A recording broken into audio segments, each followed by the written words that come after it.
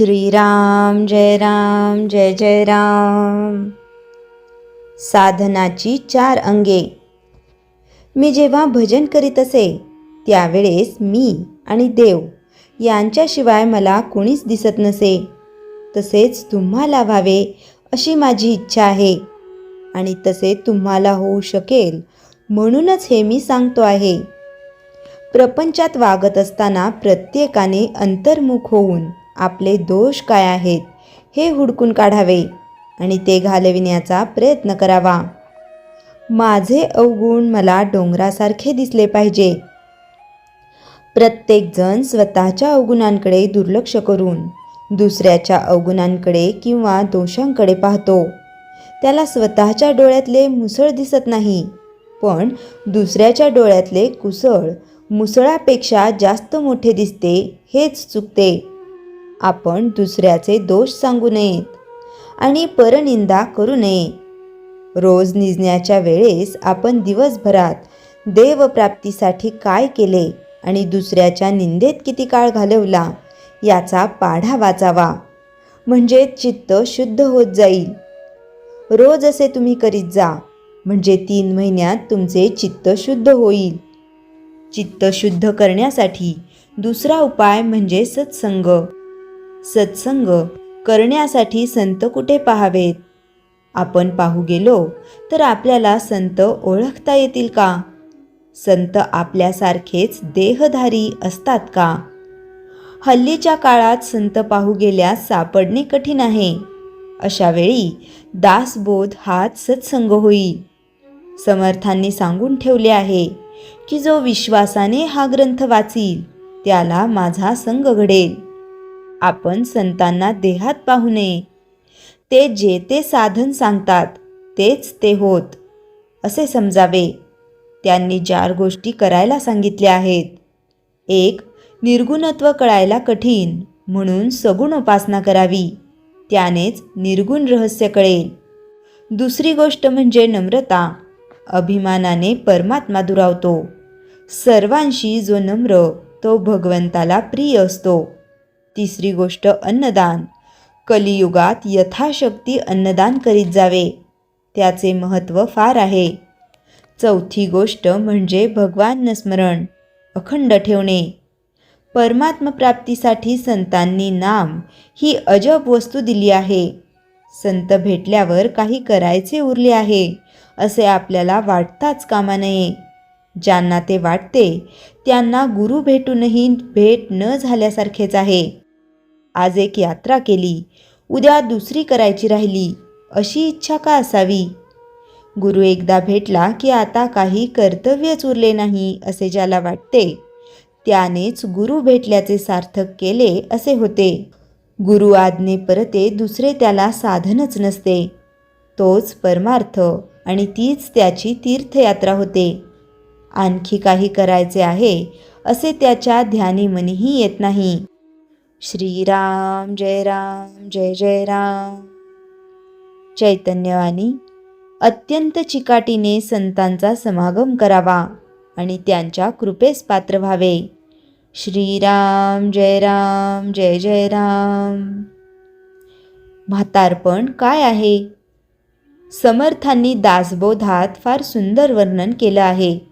त्यांनी ऋणानुबंध हा शब्द घातलेला आहे।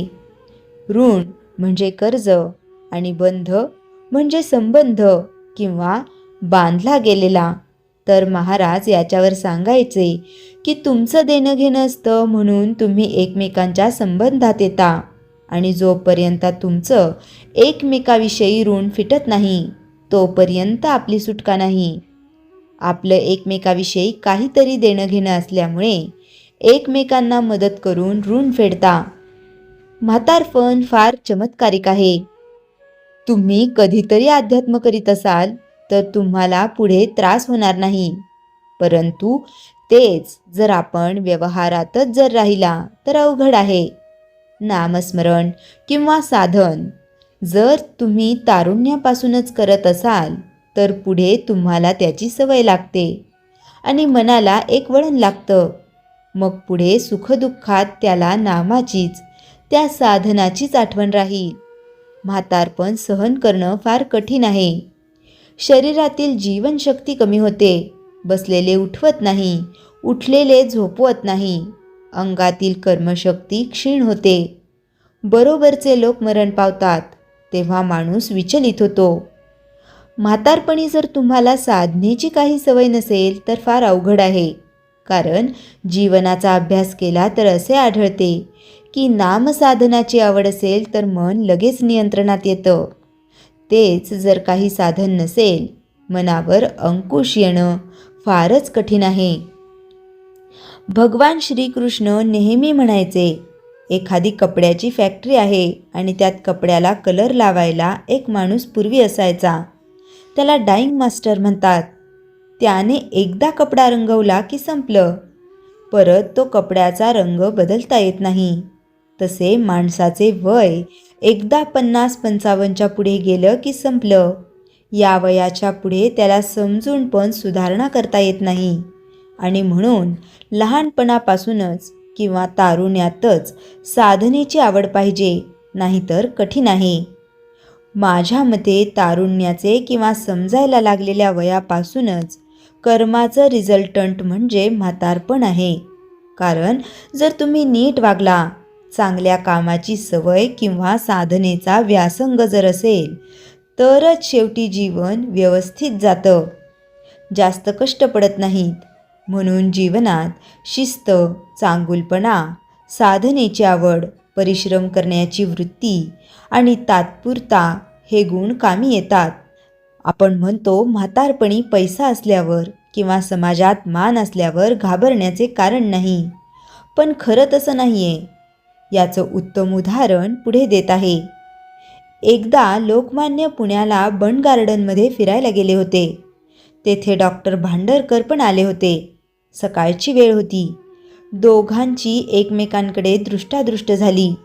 लोकमान्यांना ते पूर्वी शिकवायला होते. लोकमान्य त्यांच्याकडे जाऊन त्यांचे पाया पडले. तेव्हा भांडारकरांनी त्यांना लगेच ओळखलं नाही. कोण रे तू, असे त्यांनी विचारल्यावर, मी बाळ गंगाधर टिळक, असे टिळक म्हणाले. तेव्हा भांडारकर म्हणाले, अरे तू आत्ताच थकलास. लोकमान्य त्यावेळी 59-60 वर्षाचे होते. ते शांत उभे राहिले व म्हणाले, आपण भाग्यवान आहात की आपल्याला एवढं जीवन मिळालं. तेव्हा भांडारकर म्हणाले की तू चुकतोयस. अरे म्हातारपण सुखाचं नाही. शारीरिक दुःख आणि मानसिक दुःख व आपल्या पोराबाळांची दुःख पण सहन करावी लागतात. आणि म्हणून महाराज नेहमी म्हणायचे की आपल्या समजत्या वयातच आपलं ध्येय ठरलेलं असावं. म्हणजे मग त्या ध्येयाच्या दृष्टीने पावलं टाकली जातात. मग त्यामुळे माणूस सुखदुःखात पण दुःखी कष्टी होत नाही. म्हणूनच खरं तर आपणच आपले चांगले मित्र वा शत्रू आहोत. उगीच मुलाबाळांसह बायको किंवा नातेवाईकांवर अवलंबून राहणे उपयोगाचे नाही.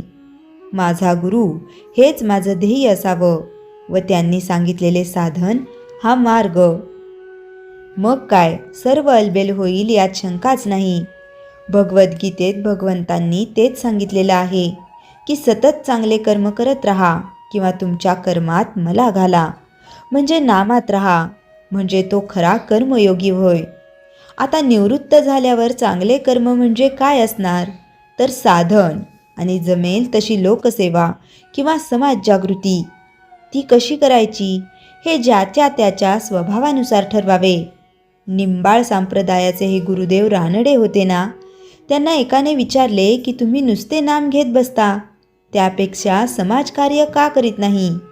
तेव्हा ते म्हणाले की मी एवढे एका खोलीत बंदिस्त राहून जे नाम करतोय, त्यामुळे माझ्या आसपास एक चांगले आवरण तयार होते व त्यामुळे लोकांचं बरं होत असणारच.